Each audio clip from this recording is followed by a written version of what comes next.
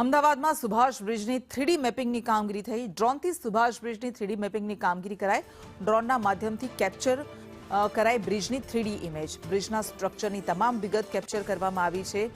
Subhash bridge કે જે હાલ બંધ કરવામાં આવ્યો છે અને એ કેટલા સમય માટે બંધ રહેશે, આ બ્રિજ નવેસરથી બનાવવામાં આવશે, તોડી પાડવામાં આવશે, રિસર્ફેસિંગ કરવામાં આવશે, અનેક સવાલો છે। આ બધા વચ્ચે સુભાષ બ્રિજના 3D મેપિંગની કામગીરી કરવામાં આવી છે। ભવિષ્યમાં જ્યારે હાલનું સ્ટ્રક્ચર હશે તેમાં કોઈ ખામી સર્જાય તો તેના માટે શું, એના માટે આ ડેટા કલેક્ટ થઈ રહ્યો છે।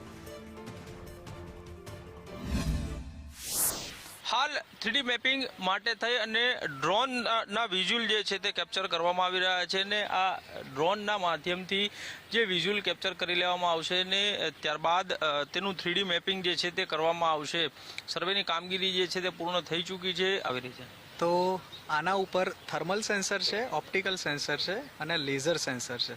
આ ત્રણેય સેન્સરનો ઉદ્દેશ્ય એ છે કે સરફેસ અને સરફેસની અંદર અમુક ડિસ્ટન્સ સુધી કોઈ બી ખામી હોય તો એને કેપ્ચર કરવાનો છે। આની પહેલાં જે બી ડેટા અમે કલેક્ટ કરીશું એનો એક પોસ્ટ પ્રોસેસિંગ થશે, એમાં બધી ઇમેજીસ અને ડેટાને સ્ટિચ કરવામાં આવશે અને એના ઉપરથી આપણને એક 3D મોડેલ મળશે।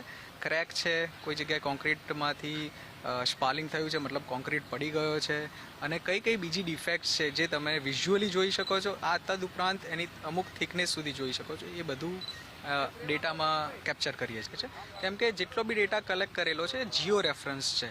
મતલબ કે તમે દરેક ક્રેકને તમે આઈડી આપો છો, દરેક ડિફેક્ટ્સને આઈડી આપો છો અને સમય સાથે જેટલી ચેન્જ થાય છે એના ઉપરથી તમે જાણી શકો છો કે કયા વિસ્તારને, કયા એરિયાને તમારે ફોકસ કરવાની જરૂર છે। કેમેરામેન મેહુલ પટેલ સાથે કશ્યપ જોશી, સંદેશ ન્યૂઝ, અમદાવાદ।